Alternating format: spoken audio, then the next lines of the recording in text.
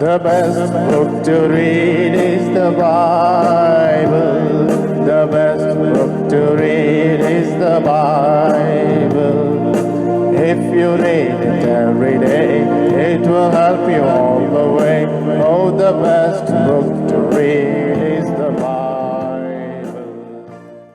Dear brothers and sisters in the Lord, ప్రభునందు ప్రియమైన సహోదరి సోదరులారా, today's verse for our meditation is taken from the book of Psalms 96 verse 9. ఈరోజు మన ధ్యానం కొరకు 96వ కీర్తన 9వ వచనంలో నుండి తీసుకొనబడింది.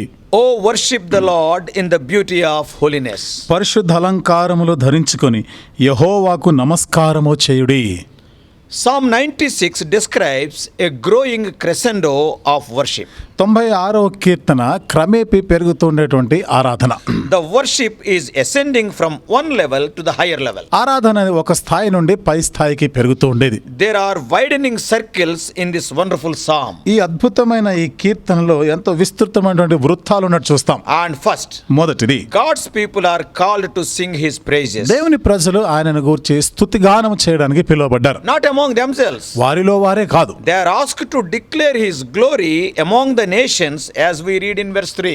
3వ వచనంలో మనం చదివినట్లుగా సమస్త జనములలో ఆయన కీర్తిని లేదా స్తుతిని ప్రచురపరచడానికి పిలువబడ్డారు. That is what the psalmist is asking. ఇది కీర్తనకారుడు చెప్తా ఉన్నాడు. Then, as a result of this declaration by God's people, ఈ విధంగా దేవుని ప్రజలు బయలుపరచట ద్వారా దాని ఫలితము the nations are called on to ascribe to the Lord the glory of his name in verses 7 and 8. 7-8 వచనాల ప్రకారము జనములు దేవుని నామమునకు తగిన మహిమను చెల్లించాలి అని కోరబడతారు. That is the desire of the psalmist. అదే కీర్తనకారుడి యొక్క ఆశ. Not only he, through his testimony, others also must join the worship. అతను మాత్రమే కాదు, అతని యొక్క సాక్ష్యము ద్వారా ఇతరులు కూడా ఈ ఆరాధనలో వారు కలవాలి, చేరాలి. Finally, in verses 11 and 12, చివరికి 11-12 వచనాల్లో the inanimate creation is brought into the swelling chorus. చూడండి, ఈ యొక్క సృష్టి ఈ కీర్తనతో, ఈ స్తుతి కీర్తనలతో పాటు వాళ్ళు కలుస్తున్నారు. And the reason for the praise of all creation is the prophecy that the Lord is coming to judge the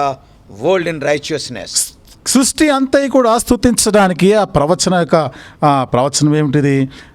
దేవుడు నీతితో పరిపాలన చేయడానికి రాబోతున్నాడు అని చెప్తుంది. So there are three themes here. ఇక్కడ 3 శీర్షికలు చూస్తున్నాం. One is worship, మొదటిది ఆరాధన, secondly witness, రెండవది సాక్ష్యం and ఇచ్చుట, thirdly waiting expectantly for the day when the Lord comes to right all the wrongs. మూడవది దేవుడు తప్పులన్నీ కూడా తొలగించి ఆ తీర్పు తీర్చే దినం కొరకు కనిపెట్టి ఉండాలి.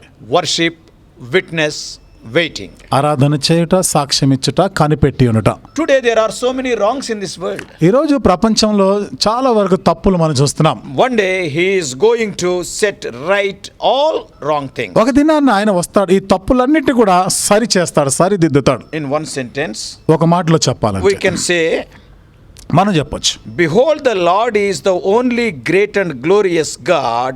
We should worship him. దేవుడు మాత్రమే, మనం ఆయన ఆరాధించడానికి ఆయన మాత్రమే మహిమ గల గొప్ప దేవుడు. And we have to witness of him. ఆయనను గురించి మనం సాక్ష్యం ఇవ్వాలి. He is the only great and glorious God, and we have to wait expectantly for his coming to judge the world. ఆయన మాత్రమే గొప్ప దేవుడు, మహా గొప్ప దేవుడని, ఆయన తీర్పు తీర్చడానికి రాబోతున్నాడని మనము ఎదురు చూస్తుండవలసిన వాడు. And the psalmist repeats the theme, sing unto the Lord 3 times in verses 1 and 2. కీర్తనకారుడు 1-2 వచనాల్లో యెహోవాకు కీర్తన పాడుడి అనే ఈ శీర్షిక 3 సార్లు చెప్తున్నాడు. The first time మొదటిసారి అంటాడు, he tells us to sing to the Lord a new song. యెహోవా మీద క్రొత్త కీర్తన పాడుడి. This does not necessarily mean a newly composed song. దీని అర్థము ఇప్పుడు కొత్తగా మళ్ళీ ఒక పాటని సమకూర్చి పాట కట్టి పాడాలి అని కాదు. But it refers to a song that celebrates the mercies of God. దేవుని యొక్క కృపా కనికరములను మనము ఆచరిస్తూ దాని గురించి పాడవలసిన పాట. And the mercies of God are new every morning. That's why the song also can be new every morning. దేవుని కృపా కనికరములు అనుదినము వాత్సల్యత నూతనంగా ఉంటుంది కాబట్టి అనుదినము నూతన విధానంలో మనం కీర్తించాలి. The second exhortation to sing unto the Lord is directed to all the earth. యెహోవా మీద కొత్త కీర్తన పాడుడు అనేది రెండవది, సమస్త జనములు కూడా మీరు పాడండి అని చెప్పడం. If we join the last part of this psalm to this verse, ఈ వచనంలో, ఈ కీర్తనలోని చివరి భాగంతో మనం కలిస్తే, and we can understand that the psalm psalmist calling all the creation to praise the Lord. కీర్తనకారుడు ఇక్కడ ఏమని చెప్తున్నాడు? సమస్త జనములారా యెహోవాను కీర్తించుడి అనేది మనకు అర్థమవుతుంది. The Lord is to be praised on all the earth which he has created. దేవుడు సృష్టించిన సృష్టి అంతటి ద్వారా కూడా స్తుతించబడాలి అని కోరుతున్నాడు. The third call, మూడవ పిలుపు, sing to the Lord, is followed by three imperatives. They are must. యెహోవాను స్తుతించుడు అనేది మూడు ఖచ్చితంగా మనం పాటించవలసిన విషయాలు చెప్తున్నాడు. What are they? అవేమిటివి? Bless his name. ఆయన నామమును స్తుతించుట. Secondly, రెండవది, proclaim good tidings of his salvation from day to day. ఆయన రక్షణ సువార్తను అనుదినము ప్రకటించాలి. Tell of his glory among nations. ఆయన మహిమను గురించి అన్ని జనులలో ప్రచురించాలి. And also his wonderful deeds among his people. ఆయన ఆశ్చర్య కార్యములను ప్రజలలో ప్రచురం చేయాలి. So to bless God's name means that we should praise and thank him for all that he is. దేవుని నామమును స్తుతించుట అంటే ఆయన ఏమై ఉన్నాడో, ఆయన చేసిన వాటన్నిటిని బట్టి, ఆయన ఏమై ఉన్నాడో దానిని బట్టి కృతజ్ఞత చెల్లించాలి. Are his glorious attributes what he is. ఆయన ఏమై ఉన్నాడో ఆయన యొక్క మహిమా సుగుణాల గురించి. Many are his attributes. ఆయనకున్న సుగుణాలు అనేకములైనవి. For example, ఉదాహరణకి he is a holy God. ఆయన పరిశుద్ధుడైన He is a God దేవుడు, of love. ఆయన ప్రేమగల He is a దేవుడు, God of grace. ఆయన కృపగల He is దేవుడు, merciful God. ఆయన కనికరం చూపు దేవుడు, Long suffering God, and so on. ఆయన దీర్ఘ శాంతము గల దేవుడు, ఇంకా అనేకములుగా ఉన్నాయి. Day to day shows that the goodness of his salvation must go forth continually. అనుదినం అనేది తన యొక్క రక్షణ అనేది ఒక మంచితనము మన జీవితంలో అది ఎడతెగక కొనసాగుతుండాలి. Till the whole earth hears it, we have to continue. భూలోకం అంతా సమస్త జనులు వినేంత వరకు కూడా దీనిని కొనసాగిస్తుండాలి. So far we have seen that we have to worship the Lord. ఇంతవరకు కూడా మనం యెహోవాను స్తుతించాలి లేదా దేవుణ్ణి ఆరాధించాలి అని చెప్పుకున్నాం. But the question comes as why to worship him alone? ఇప్పుడు ప్రశ్న ఏమిటంటే ఆయనను మాత్రమే ఎందుకు ఆరాధన చేయాలి, పూజించాలి? Because he is the only great and glorious God. ఎందుకనగా ఆయన మాత్రమే గొప్ప దేవుడు, మహిమ గల దేవుడు. The pagan world is marked by their fear of the spirit world. చూడండి, అన్య దేశం అయితే వారి యొక్క ఆత్మలోకాన్ని బట్టి వాళ్ళు భయపడుతుంటారు.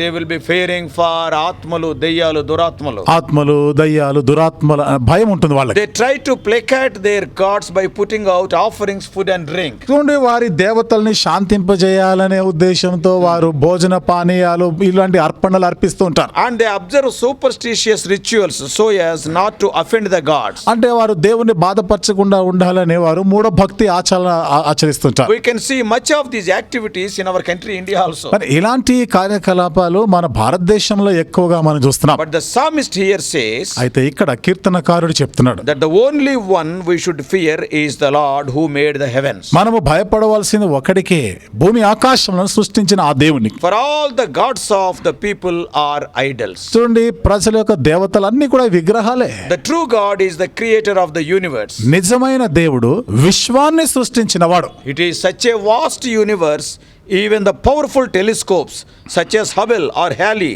they cannot find the edge of it. ఇది ఎంత విశాలమైనటువంటి విశ్వం అంటే దీనిని ఎంతో శక్తివంతమైనటువంటి హబుల్ టెలిస్కోప్, హేలీ టెలిస్కోప్ ద్వారా కూడా మనము దాని అంచులను కూడా కనిపెట్టలేము. So when we think of the star world, కాబట్టి మనము ఈ నక్షత్ర లోకాన్ని గురించి ఆలోచన చేస్తే, which is so far discovered by the scientists, ఇంతవరకు శాస్త్రవేత్తలు కనుగొన్నవి, we can understand the greatness of God to some extent. కొంతవరకు దేవుని గొప్పతనం ఏమిటిదో అర్థం చేసుకోగలం. The stars which we are seeing at night belongs to the first galaxy. మనము రాత్రి వేళ చూస్తున్నటువంటి ఈ నక్షత్రాలు మొదటి నక్షత్ర మండలం. And the scientists of astronomy says, మరి ఖగోళ శాస్త్రవేత్తలు అన్నారు, there are more than 1 billion, that is 100 crores stars in the first galaxy. మొదటి నక్షత్ర మండలంలో 100 కోట్ల నక్షత్రాలు ఉన్నాయంటారు. రాశి. And then the question comes, ఇప్పుడు ప్రశ్న వస్తుంది, in one galaxy nearly 100 crores of stars are there. ఒక నక్షత్ర మండలంలోనే 100 కోట్ల నక్షత్ర రాశులుంటే, and then how many such galaxies are there? ఇలాంటి నక్షత్ర రాశులు మరెన్ని ఉన్నాయి? And then the scientists say, అక్కడ శాస్త్రవేత్తలు when అంటారు, the scientists talk about such galaxies, ఇలాంటి నక్షత్ర రాశుల గురించి మాట్లాడుతున్నప్పుడు how many are there? అవి ఎన్ని ఉన్నాయని They say that they have already discovered so far a minimum of 1 billion galaxies, that is more than 100 crores again. అంటే ఇప్పటి వరకు కనీసం వారు కనిపెట్టిన దాంట్లో కనీసము 100 కోట్ల నక్షత్ర రాశులు ఇంకా పైన ఉండొచ్చు. Imagine in each galaxy more than 100 crore stars are there. ఊహించండి, ఒక్కొక్క నక్షత్ర రాశిలో 100 కోట్ల నక్షత్రాలు ఉంటాయి. And such galaxies are more than 100 crores. ఈ విధమైన రాసులు, నక్షత్ర రాసులు 100 కోట్లకు పైన ఉన్నాయి. And one more thing is, మరొక సంగతి, these are the stars they have discovered thus far, so far. ఈ నక్షత్రాలు ఇంతవరకు వారు కనుగొన్నవి, కనిపెట్టినవి మాత్రం. We don't know how much undiscovered creation is still there. ఇంకా కనిపెట్టనిటువంటి, మనకు తెలియనిటువంటి ఈ సృష్టి ఇంకా ఎంత ఉందో. One scientist calculated and said, ఒక శాస్త్రవేత్త లెక్కబెట్టి చెప్పినాడు, if we travel from Earth's surface to the top known star, భూమి మీద నుండి మరి చివరిగా ఉన్నటువంటి అగ్రగామి అయినటువంటి ఆ నక్షత్రానికి మనం చేరుకోవాలంటే, and many other stars may be there, ఇంకా చాలా నక్షత్రాలు ఉండొచ్చు. top known star, కేవలం అగ్రగామిలో ఉన్నటువంటి ఆ నక్షత్రం, తెలిసిన నక్షత్రానికి మనం చెల్లాలి. What see? How much time it will take? ఎంత సమయం పడుతుంది? He said, ఆయన అన్నాడు, if we travel with the speed of light. మనము కాంతి వేగంతో ప్రయాణం చేయగలిగితే. What is the speed of light? కాంతి వేగం అంటే ఎంత? 3 lakhs kilometers per second, beyond our imagination. ఒక సెకండ్కి 3 లక్షల కిలోమీటర్ల వేగం మన గ్రాహ్యానికి మించినది అర్థం And కాదు. if you travel at that speed, ఆ వేగంతో గాని ప్రయాణం చేస్తే, and he said, ఆయన అన్నాడు, from Earth to the top known star, it will take 2600 crores of years. భూమి మీద నుండి మనకి తెలిసిన నక్షత్రానికి చేరుకోవాలంటే 2600 కోట్ల సంవత్సరాలు It is పడుతుంది. beyond human imagination. ఇది మానవ గ్రాహ్యానికి అంతుపట్టనిది. Traveling with such a speed, అంతటి వేగంతో ప్రయాణం చేస్తూ and the time that will be taken are beyond our imagination. దానికి పట్టే కాలము మన గ్రాహ్యానికి మించినది. That is why, అందుకనే if some blast or planet collisions etc.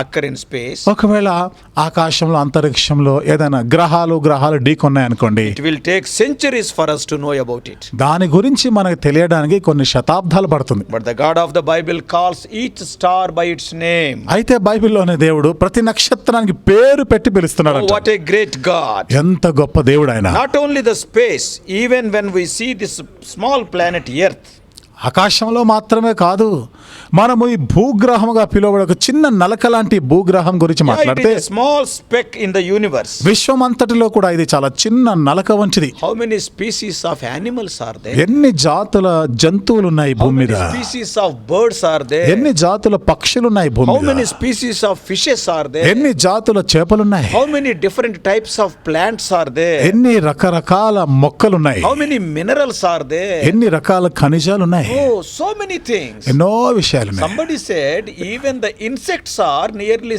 6 lakh species thus far found. ఒక ఆయన అన్నాడు, ఇంతవరకు కనుగొన్నవి కీటకాల మాటకు వస్తే 6 లక్షల జాతుల కంటే ఎక్కువ ఉన్నాయంట. చిన్న చిన్న పురుగులు, They are having life. వాటికి జీవం ఉంది. That life is God given. ఆ జీవము దేవుని చేత అనుగ్రహించబడినది. All these things are created by the power of His word. ఇవన్నీ కూడా దేవుని నోటి మాట శక్తి వలన సృష్టించబడ్డాయి. Not only God has created this whole universe by the power of His word, ఈ విశ్వం అంతటిని కూడా దేవుడు కేవలం తన నోటి మాట శక్తి చేత సృష్టించడం మాత్రమే కాకుండా, but He is maintaining all this universe by the power of the same word. అదే నోటి మాట శక్తి వలన విశ్వం అంతటిని కూడా ఆయన నడిపిస్తున్నాడు. Even the creation of man, మానవుని సృష్టి మాటకు వస్తే కూడా, even the various organs in the human body, మానవ శరీరంలో ఉన్నటువంటి అనేకమైనటువంటి అవయవాలు and how they are functioning in perfect synchronization is a great mystery. ఈ అవయవాలన్నీ కూడా ఎంత పరిపూర్ణ విధానంలో అవి సమకాలీకరణతో అవి పనిచేస్తున్నాయో అనేది చాలా అద్భుతమైనది. They are in unity, they are working. ఇవన్నీ కూడా కలిసి పనిచేస్తా ఉన్నాయి. The heart, గుండె, the lungs, ఊపిరితిత్తులు, the liver, మన కాలేయము, the kidneys, చూడండి మూత్రపిండాలు, the digestive system, చూడండి మన జీర్ణశక్తి, our eyes, our ears, మన కళ్ళు, మన చెవులు, our mouth, మన నోరు, our legs and hands, మన కాళ్ళు, చేతులు, above all our brain. వీటన్నిటికీ పైగా మన మెదడు. Oh, the way they are functioning, it is really awesome. ఇవన్నీ కూడా కలిసి పనిచేసే ఆ విధానం ఆలోచన చేస్తే నిజంగా ఎంతో గొప్పది. God is great and greatly to be praised. దేవుడు మహాత్మ్యము గలవాడు, ఆయన గొప్ప దేవుడు, ఆయన స్తుతించబడేదాని గొప్పవాడు ఆయన. And the text for our meditation states that మన ధ్యానం కొరకనే ఈ భాగము మనకు చెప్పే మాట, we have to worship the Lord in the beauty of holiness. మీరు పరిశుద్ధ అలంకారములు ధరించుకొని యెహోవాకు నమస్కారం The చేయండి. holiness mentioned in this verse do not pertain to the Lord. ఈ వచనంలో ప్రస్తావించబడినటువంటి ఈ పరిశుద్ధత అనేది అది దేవునికి సూచిస్తూ చెప్పింది కాదు. Then it is not about the Lord's holiness. అంటే దేవుని పరిశుద్ధత గురించి కాదు అది చెప్పింది. This is speaking about the worshippers, that is the beauty of the believer's holiness. ఆరాధికుడి యొక్క లేదా ఆరాధన చేసే విశ్వాసి యొక్క ఆ పరిశుద్ధ అలంకారం గురించి పరిశుద్ధత గురించి I am holy, you also be holy. దేవుడు అంటున్నాడు, నేను పరిశుద్ధులను మీరును పరిశుద్ధులే. God is holy, there is no question about it. దేవుడు పరిశుద్ధమైన వాడే, ఆ మాటకు వస్తే ప్రశ్న లేదు. But in this verse what it is written? అయితే ఈ వచనంలో ఏమని రాయబడింది? As a believer with the beauty of holiness you have to worship, that is you also must have that holiness. ఒక విశ్వాసిగా పరిశుద్ధ అలంకారము ధరించుకొని అంటే నువ్వు పరిశుద్ధత కలిగి ఉండి ఆరాధన చేయాలి. That's why both in the Old Testament and the New Testament you and I are asked and expected to be holy as he is holy. అందుకనే పాత నిబంధనలోనైనా క్రొత్త నిబంధనలో కూడా దేవుడు పరిశుద్ధుడై ఉన్న ప్రకారం నీవు నేను కూడా పరిశుద్ధులమై ఉండాలని కోరబడుతున్నాం. When we are approaching God's presence to worship the holy God, ఆ పరిశుద్ధమైన దేవుని ఆరాధించడానికి ఆ దేవుని సన్నిధానానికి మనం వస్తున్నప్పుడు we cannot be unholy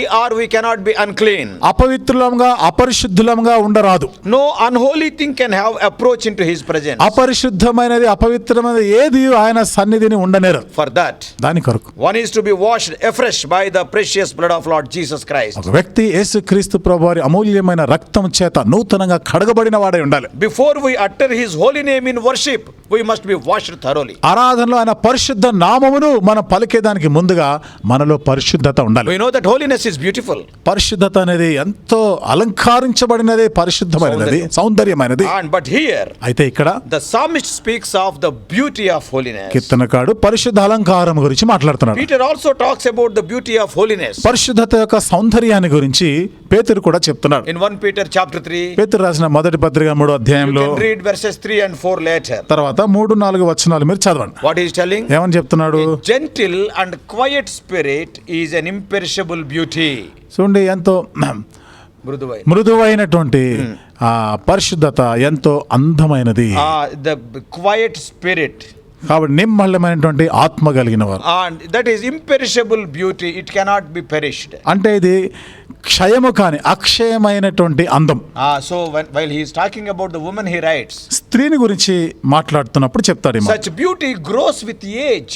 ఇలాంటి ఒక అందం అనేది వయసుతో పాటు పెరుగుతుంది. See, our natural beauty, it will diminish with age. మన స్వాభావికమైనటువంటి అందము అనేది కాలక్రమేణా అది క్షీణించిపోతుంది. Slowly the folds will come on our face. నెమ్మదిగా ముఖం మీద ముడతలు వస్తుంటాయి. We will become very weak. మనం బలహీనమవుతాం. So the physical beauty will go down as the days pass by. భౌతిక సంబంధమైనటువంటి అందము దినాలు గడుస్తున్న కొలది తరిగిపోతుంది. But what about the spiritual beauty? 1 Peter chapter 3 verses 3 and 4. పేతురు రాసిన మొదటి పత్రిక 3వ అధ్యాయం 3-4 వచనాలు. ఆత్మ సంబంధమైన సౌందర్యం మాట ఏమిటి? It will not fade away. అది క్షయమైపోయేది కాదు. The beauty will be perfected in heaven. ఈ సౌందర్యము పరలోకంలో పరిపూర్ణం చేయబడుతుంది. So though Peter addressed this portion to women, పేతురు ఈ భాగంలో స్త్రీలను ఉద్దేశించి రాస్తున్నప్పటికీ don't think that it is only for women. ఇది కేవలం స్త్రీలకి మట్టుకే అని అనుకోకండి. It would be a mistake to think of such an internal spiritual beauty is exclusively for females. చూడండి, ఇలాంటి అంతరంగ పరిశుద్ధత ఆ సౌందర్యం అనేది కేవలం స్త్రీలకు మాత్రమే చెందింది అనుకోవడం పొరపాటు. God calls on us all, both males and females. దేవుడు మనం అందరం అంటున్నాడు, స్త్రీలు పురుషులను కలిపి చెప్తున్నాడు. All are called to worship him in the beauty of holiness. మనమందరం కూడా పరిశుద్ధ అలంకారములు ధరించుకొని ఆరాధన చేయాలి అని కోరబడుతున్నాం. The Holy Spirit's work is to cultivate, to develop this beauty in us. పరిశుద్ధాత్మక పని ఏంటిదంటే ఈ పరిశుద్ధత మనలో మనం అలవర్చుకునే దానికి సహాయపడుతుంది. We read about the fruit of the Spirit in Galatians 5:22-23. గలతీయులకు రాసిన పత్రిక 5వ అధ్యాయం 22-23 వచనాల్లో ఆత్మ ఫలం గురించి మనం చదువుతున్నాం. The Holy Spirit is committed to growing in each of us this beauty. ఈ అందము మనం ఈ సౌందర్యాన్ని మనము కలిగి ఉండాలని పరిశుద్ధాత్మ He is growing. అది ఎదుగుతూ ఉంటుంది. అది He wants to enlarge or grow this beauty in us. మనలో ఈ యొక్క సౌందర్యాన్ని పెరుగులాగానే చేస్తున్నాడు ఆయన. So God gave us a new life in Christ. దేవుడు క్రీస్తునందు నూతన జీవితం మనకిస్తున్నాడు. ఇచ్చాడు. ఆయన మనకిచ్చాడు. The Holy Spirit is cultivating in us the beauty of holiness. పరిశుద్ధాత్మ ఈ పరిశుద్ధత యొక్క సౌందర్యాన్ని ఇంకా పెరిగేటట్టు చేస్తుంది. And therefore this morning, కాబట్టి ఉదయ కాలము being the first Lord's Day in the new year 2022, నూతన సంవత్సరమైన 2022వ సంవత్సరంలో మొదటి ప్రభు దినంగా let us wash away all unholiness afresh by the precious blood of Lord Jesus. ప్రభువైన యేసుక్రీస్తు వారి ప్రశస్తమైన రక్తము ద్వారా మనలో ఉన్న అపరిశుద్ధత అపవిత్రత అంతటిని కూడా కడిగి వేసుకుందాం. Let us do it afresh. దాన్ని మరలా నూతనంగా చేద్దాం. And with the beauty of holiness, let us worship the most holy God. పరిశుద్ధ అలంకారాలు ధరించుకొని అతి పరిశుద్ధుడైన ఆ దేవుణ్ణి ఆరాధిస్తాం. That also in the midst of the congregation. అది కూడా సమాజం మధ్య Such a great and glorious God humbled himself. అంత గొప్ప దేవుడు మహిమగల దేవుడు తను తాను తగ్గించుకొని వచ్చాడు. And came as a human being nearly 2000 years ago. 2000 సంవత్సరాల క్రితం మానవ రూపం ధరించి వచ్చాడు. And to redeem the fallen human race. పడిపోయినటువంటి మానవాళిని ఆయన మరల లేవనెత్తడానికి. Oh, what a love. ఎంతటి ప్రేమ ఇది. So when we do worship so, ఆ విధంగా ఆరాధన చేసినప్పుడు one day he will say, ఒక దినాన్న ఆయన అంటాడు, as it is written in Song of Solomon chapter 4 verse 7. పరమగీతం 4వ అధ్యాయం 7వ వచనం రాయబడిన ప్రకారం The Lord is telling, దేవుడు ఏమని చెప్తున్నాడు? thou art all fair, my love, there is no spot in thee. నా ప్రియురాల అందరిలో కూడా నీవు అందం సౌందర్యమైన నీలో లోపమేమీ లేదు. May God help us to achieve that level of holiness. ఈ స్థాయి యొక్క పరిశుద్ధతని మనం అందరం కలిగి ఉండలాగన దేవుడు సహాయం And చేయను also గాక. we may receive such commendation when we stand before him. ఆయన ఎదుట నిలబడినప్పుడు అలాంటి మెప్పుని మనం పొందులాగన దేవుడు సహాయం చేయను May గాక. God bless us. దేవుడు మనల్ని దీవించును గాక. Shall we pray? రండి ప్రార్థన చేసుకుందాం. Loving heavenly Father, ప్రేమగల మా పరలోకపు తండ్రి, our gracious మా God, కృపగల దేవా, O Lord, we have seen just now, O Lord, thou art holy and thy desire is we also must be holy. దేవా ఇప్పుడే మేము చూసినాం నీవు పరిశుద్ధుడు, మేమందరమును పరిశుద్ధంగా ఉండాలని కోరుతున్నావు. Thou art a great and glorious God. నీవు గొప్ప దేవుడు, మహిమగల దేవుడు. With the power of thy word thou hast created the whole universe, which is a mystery to us. నువ్వు నోటి మాట శక్తి చేత ప్రభా విశ్వం అంతటిని నువ్వు సృష్టించావు. ఇది మాకెంతో మర్మమై ఉన్నది. Every planet is moving in its orbit. O Lord, it is by the power of your word you are maintaining it. ప్రతి గ్రహము ప్రభా వాటి కక్షలో సరిగ్గా ప్రభా అది సంచరిస్తుంది. ఇది నీ నోటి మాట శక్తి వలన నీవు ప్రభా నిర్వహిస్తున్నావు, Oh, being నడిపిస్తున్నావు. such a great God, you desire our worship when we worship in the beauty of holiness. అంత గొప్ప దేవుడు అయిన నీవు ప్రభా మేమును పరిశుద్ధ అలంకారం ధరించుకొని ఆరాధన చేయాలని కోరినావు. Oh Lord, what a wonderful plan you are having. ఓ దేవా ఎంత అద్భుతమైన ప్రణాళిక మా ఎడల కలిగి Today being ఉన్నావు. the first Lord's Day in the new year. ఈ రోజు ప్రభా నూతన సంవత్సరంలో మొదటి ప్రభు దినంగా Help us to go to the house of God and worship thee, O Lord, by being washed by thy blood afresh and in the beauty of holiness. దేవుని మందిరానికి వెళ్ళి నూతనంగా ప్రభు మరల క్రీస్తు రక్తం చేత కడగబడిన వారమై పరిశుద్ధ అలంకారం ధరించుకొని ఆరాధన చేయుదుముగాక. Make us worshipping people. ఓ దేవా ఆరాధించే ప్రజలుగా మమ్మల్ని చేయండి. Jesus' precious name we pray. యేసు ప్రభు వారి అమూల్యమైన నామములో ప్రార్థించి వేడుకుంటున్నాము తండ్రి. Amen. ఆమేన్.